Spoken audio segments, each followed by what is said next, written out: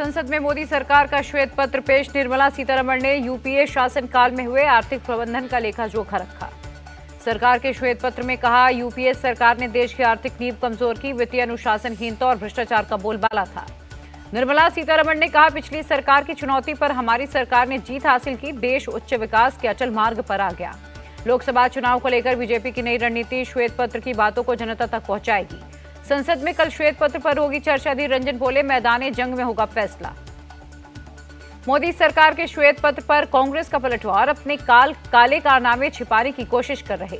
श्वेत पत्र पर सपा सांसद एसटी हसन का सवाल, मोदी सरकार अपनी नाकामियों को छिपाने के लिए इतिहास का सहारा क्यों ले रही?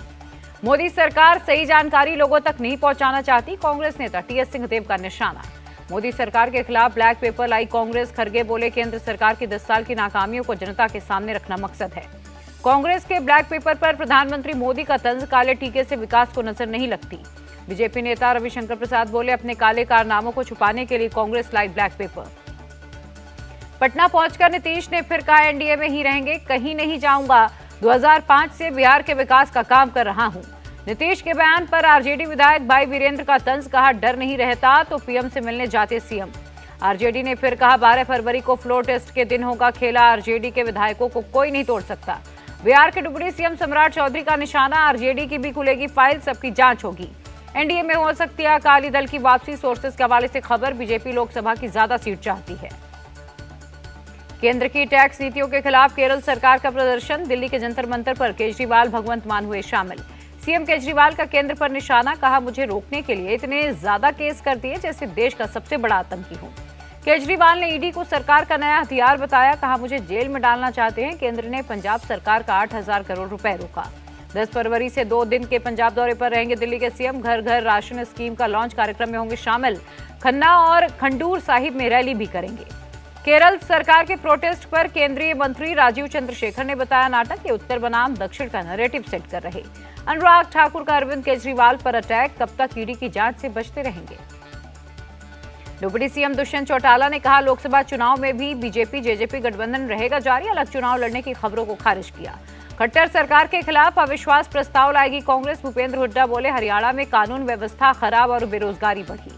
बहुत से लोग चाहेंगे कि जयंत चौधरी एनडीए में चले जाएं, पर ऐसा नहीं होगा। कांग्रेस नेता सुप्रिया श्रीनेत्र का बयान। जयंत चौधरी के एनडीए में आने की खबर पर बोले ओपी राजभर, हर पार्टी सत्ता के साथ रहना चाहती है। राज्यसभा सीट के लिए महाराष्ट्र बीजेपी ने 9 नाम पार्टी हाईकमान को भेजे। 27 फरवरी को राज्यसभा चुनाव होंगे। वाईएसआरसीपी ने राज्यसभा के लिए 3 उम्मीदवारों का ऐलान किया। वाईवी सुवा रेड्डी, गोला बालूराव और मेदा रघुनाथ रेड्डी को मौका दिया। महाराष्ट्र में कांग्रेस को बड़ा झटका, पूर्व मंत्री बाबा सिद्दीकी ने दिया इस्तीफा। लोग कपड़े बदलने की तरह पार्टी बदलने लगे। बाबा सिद्दीकी के इस्तीफे पर मुंबई कांग्रेस प्रमुख वर्षा गायकवाड़ का निशाना। राहुल गांधी ने पीएम मोदी की कास्ट को लेकर साधा निशाना, कहा, वो जन्म से नहीं, कागजी ओबीसी। बीजेपी सांसद नरहरि अमीन ने राहुल को दिया जवाब, 1994 में मोड घांची समाज को ओबीसी में शामिल किया गया था, तब गुजरात में कांग्रेस की सरकार थी। गुजरात से बीजेपी विधायक पूडेश मोदी ने राहुल के बयान की निंदा की, कहा, उन्होंने ओबीसी समाज का अपमान किया। राहुल गांधी पर केंद्रीय मंत्री कौशल किशोर का पलटवार, कहा, वर्ग में आते हैं तेली समाज के लोग। सीएम योगी के काशी मथुरा वाले बयान पर बोले टीएमसी नेता माजिद मेमन, यूपी की 80 सीट जीतने के लिए इस तरह के बयान दे रहे। सीएम योगी के काशी मथुरा बयान पर अखिलेश का पलटवार, ये कौन तय करेगा कौन पांडव है कौन कौरव? जमीयत-ए-उलेमा प्रेसिडेंट मौलाना सिराज खान बोले, मथुरा काशी का मामला कोर्ट में है, हमें कोर्ट पर भरोसा है। योगी के बयान से साफ है कि अगर आराम से नहीं दिया तो जबरदस्ती करेंगे। मौलाना मोहम्मद रशीदी का बयान।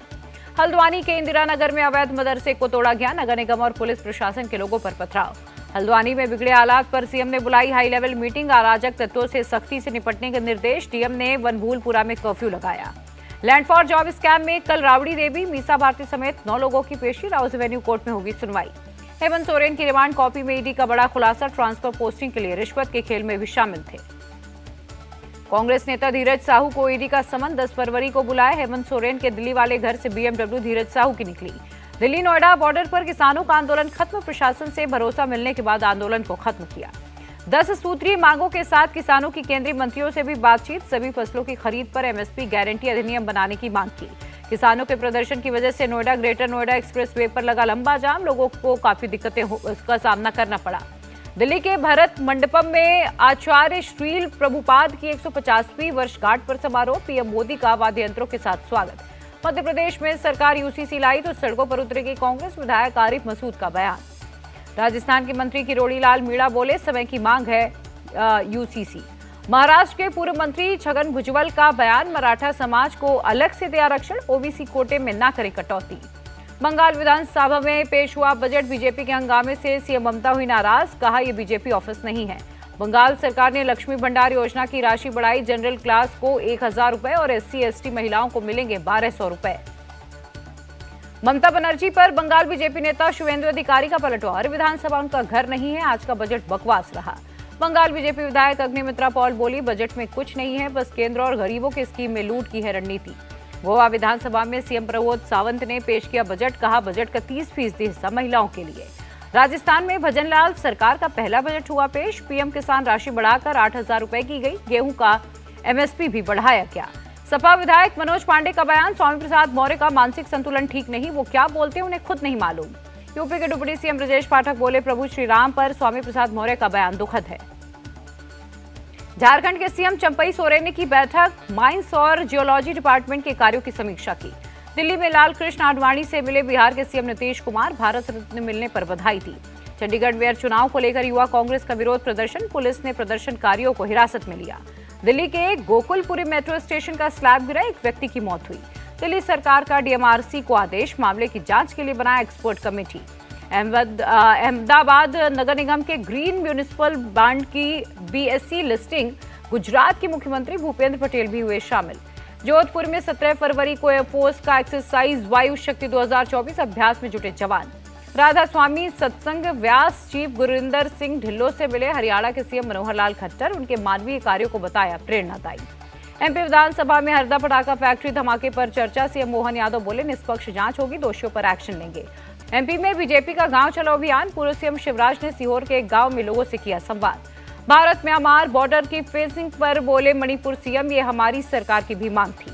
महाराष्ट्र के गढ़चिरौली में पुलिस पर भारी गोलीबारी कर भागे नक्सली, तलाशी अभियान में विस्फोटक बरामद। नागपुर पुलिस ने एक बाइक चोर को गिरफ्तार किया, 111 बाइक्स बरामद हुई। पश्चिम बंगाल के उत्तर दीजनापुर में कार पर पलटी लॉरी, 6 की मौत हुई। कर्नाटक में हुक्का पर लगा बैन, स्वास्थ्य मंत्री दिनेश गुंडू राव ने किया ऐलान। बिहार के गया में एक शख्स की गोली मारकर हत्या, पुलिस हत्या की जांच में जुटी। हरियाणा के रोहतक में मिठाई दुकान पर फायरिंग, दुकानदार से मांगी गई थी फिरौती। आसनसोल में CISF की क्विक रिस्पांस टीम पर अटैक, कोयला चोरों ने 2 गाड़ियों में की तोड़फोड़। CISF ने हमला करने वाले 4 लोगों को गिरफ्तार किया, पुलिस कुछ और लोगों से कर रही है पूछताछ। श्रीनगर के मेहताब बाग इलाके में घर में लगी आग, लाखों का सामान जलकर खाक। नांदेड़ में एक फंक्शन में खाना खाने से 1000 लोग हुए बीमार, अस्पताल में कराए गए भर्ती। गाजियाबाद के इंडस्ट्रियल एरिया में एक फैक्ट्री में लगी भीषण आग, लाखों का सामान जलकर खाक। चेन्नई के स्कूलों को बम से उड़ाने की धमकी निकली अफवाह, पुलिस सर्च में कुछ भी नहीं मिला। पुणे के आलंदी में एक ट्रांसफार्मर में विस्फोट, हादसे में 1 की मौत, 7 घायल। आंध्र प्रदेश में मालगाड़ी पटरी से उतरी, किसी के हताहत होने की खबर नहीं। त्रिपुरा में मुख्यमंत्री सिमी पेशु कार्यक्रम, जनता दरबार लगाकर सुनी लोगों की समस्याएं। सोनमर्ग के सरबल में हुआ स्नो एवलांच, किसी के हताहत होने की खबर नहीं। कश्मीर घाटी में शीतलहर जारी, डल झील के पास का नजारा सन्नाटे में छाया हुआ नजर आया। जम्मू कश्मीर के गुरेज घाटी में फैली बर्फ की सफेद चादर, बर्फ पर क्रिकेट खेलते दिखे स्थानीय लोग। जम्मू कश्मीर के सोनमर्ग में भारी बर्फबारी, सड़कों से बर्फ हटाने में लगा BRO। US डॉलर के मुकाबले रुपए का भाव 1 पैसे बढ़ा है, 1 डॉलर की कीमत 82 रुपए 95 पैसे। गिरावट के साथ बंद हुआ शेयर बाजार, सेंसेक्स करीब 724 और निफ्टी करीब 213 अंक टूटा। एक बार फिर रेपो रेट में कोई बदलाव नहीं, 6.5% पर ही बनी रहेगी ब्याज दर। माइक्रोसॉफ्ट के CEO ने जताई उम्मीद, कहा भारत की GDP में 10% की भूमिका निभाएगा AI। LIC ने तीसरी तिमाही के नतीजे जारी किए, 49% की उछाल के साथ नेट प्रॉफिट 9,444 करोड़ हुआ। यामी गौतम की फिल्म आर्टिकल 370 का ट्रेलर हुआ रिलीज, 23 फरवरी को सिनेमा घरों में होगी रिलीज। यामी के पति आदित्य धर ने ट्रेलर लॉन्च में दी खुशखबरी, मां बनने वाली हैं यामी गौतम।